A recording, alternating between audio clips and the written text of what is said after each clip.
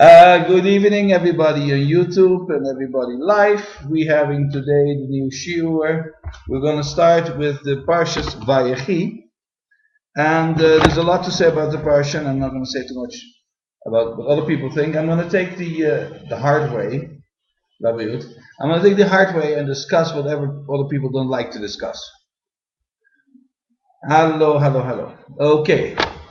Why did Yaakov did what his grandfather do and said, "Na yasim yad tachat yirechi," put your hand under my belt. In other words, touch my personal equipment, and swear that. In the case of Avraham Avinu, he told his servant that he would not take a daughter of Canaan, and by Yaakov he made Yosef swear that his Atzamot Yaakov would go back to Marat Machpelah and not stay in Mitzrayim.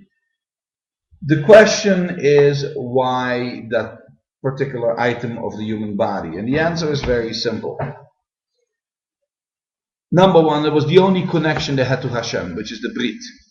But more important is, it is a personal part of somebody's body, and it's not somebody which we usually touch, and therefore it meant a lot for somebody to do that. It meant really that he was going to stand by, and then at the same time would remember the bris we have with HaKadosh Baruch Hu, and that was the swearing basically. Today a person would say, I swear on the Torah, I swear in front of Beis Din, so that is their way of swearing. Second, the Torah says, Ani zaken lo yachol lirot, no, Yaakov zaken lo yachol lirot. He is old and he can, and Yisro lo yachol lirot, sorry, and Yisro cannot see. Some people say that meant Ruach HaKodesh. So let's keep it by he couldn't see, which again, nothing in the Torah is mutar, nothing is extra. So there's the question: why would the Torah mention that? Pashut pshat, the simple pshat would be that later what we see is happening with Yosef placing the boys in a certain way that Yaakov saw it. But then again, the Torah just told us he didn't see. So what is it? Fine. V'yikach Yosef es shnehem, who are they? Ephraim miyismol liyisrael. Now, the Torah puts in an extra. He says, Yisrael miyamin. No, sorry, Ephraim miyamin. Small shel Yisrael. So he says, he puts him on the right, which was really the left hand of Yaakov. U'menashe kiyamin. Kimin Yosef, which was, of course, small from Yosef or for anybody onlooking. The question: why did they have to say this? I didn't find any Mefarshim really going into this, and the only thing I can imagine to it is to show the boys. Listen, yes, one is going to be bigger, one is going to be smaller, but each of you have the merits and the Tzelem Elokim that you are equal. So you are small and you mean at the same time.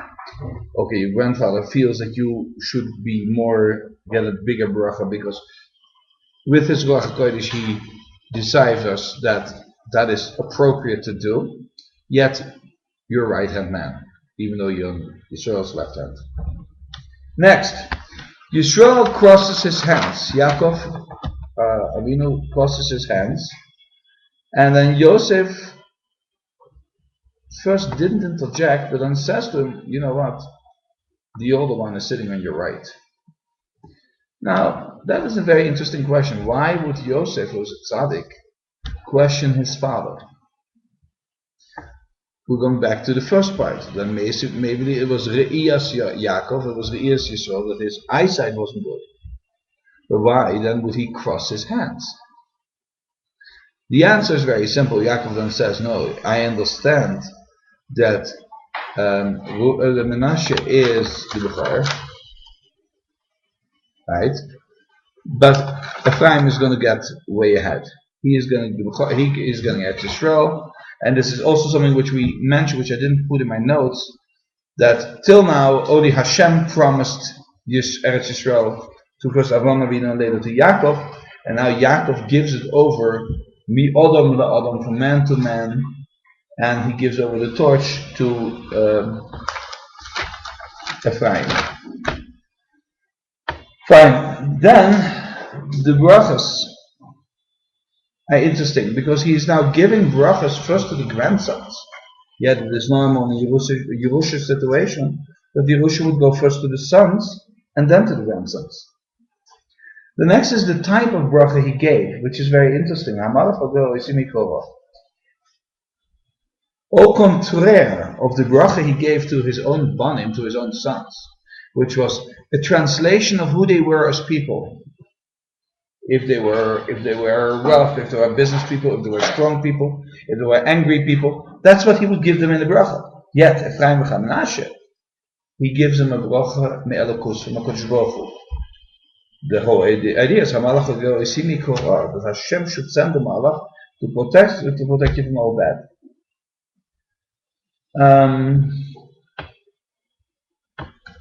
Fine. Then, last but not least, the question from Yosef: why? Yeah, okay. So we already touched that. The question: why did Yosef ask? Now, the last but not least is why did Yaakov Avinu compare Ephraim and Menashe to Menashe and Ephraim? Yes, to Reuben and Shimon. Yes, go ahead, Mary. Yeah, sorry, I was a little, okay. So why did Yaakov Avinu compare Menashe and Ephraim to Reuben and Shimon? They were by long shot not the best examples of examples. I mean, they were, I'm sure, Talmidei Chachamim, Tzadikim, Gemurim, but yet, because of Dinah, they killed out the whole city. Not only did they kill out the city, they conned the people into taking Bris Milah and being Megayer to become Jewish, taking Bris Milah, so on the third day they can kill out the whole village. So, Lo Zu Haderech, this is not really what we're all about. So why compare them to those two? Again, I didn't find anybody saying this, but I came up with my own. Hashem gave me an idea which I would like to share with you. The idea is the following. It's really to even out the score with Rachel and Leah. When Yaakov Avinu was getting married, it was Echat Ahuva ve'Echat Snua. The Ahuva was Rachel, the loved one was Rachel, and Leah was the Snua. She was not really the loved one. But here, by saying, you, Ephraim and Menashe, I, like Reuben and Shimon, the sons of Leah. Now he evens the score. He says, you know what, maybe Leah, at first sight, wasn't the best pick of the bundle, but you know what? Her two sons are the example of the Manhige Yisrael, which is Ephraim and Menashe. Then we say Chazak, Chazak, V'nis Chazek. And the way it is a minhag, when you finish one book to start a new book, we are straight starting into Sefer Shemos. And all I'm going to touch you about Sefer Shemos is exactly where this halacha is coming from this part. Why? It says, one moment, sorry.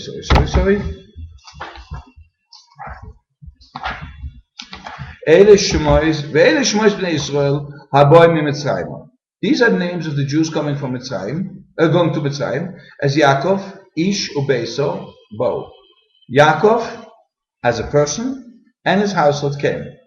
Reuben, Shimon, Levi, Yehuda, Yisachar, Zebulun, Binyamin, Dan, Naphtali, Gad, ve'Osher. Basically, it is showing us that there is an intricate connection between Bereshis and Shemos. And this is that connection. A, that we end the book reciting a book, and B, that there is a connection which we don't have by Midbar and we don't have by the volume. Fine. Next we go into halacha. Yes, you have a question? Go ahead.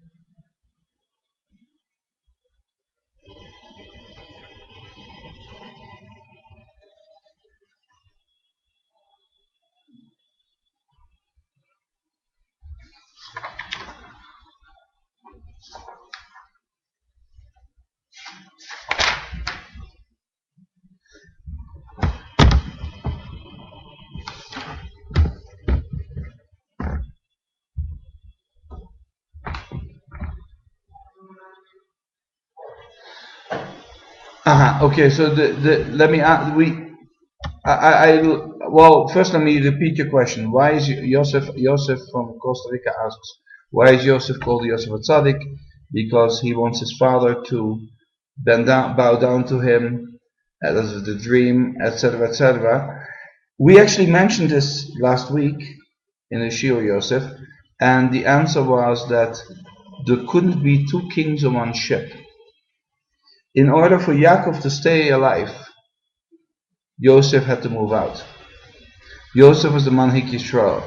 If Yosef would have taken over, Yaakov had to die. Therefore, Yosef forced the issue with the Banim so that they would sell him, and therefore he would be Melech Mitzrayim and not Melech Yisrael, and therefore they could stay alive. And that is why they said later that the brothers were embarrassed because of the Musar he gave you, and that was the Musar. Because of me, your father is alive. Go ahead, Yosef. That's why he was. No, the tzaddik is coming from something else. That he was able to fight the Yetzer Hara with Potiphera, or Potiphar's wife, whatever. And the second thing is that he had Ruach HaKodesh. And the third thing is that when he had the chance to really bombard his brothers, he didn't. He gave him slight musar and walked away. Go ahead.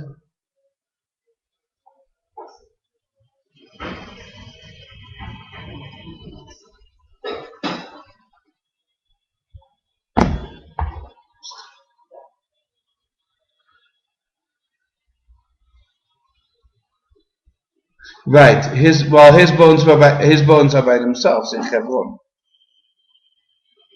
His bones. Yosef was covered in Hebron.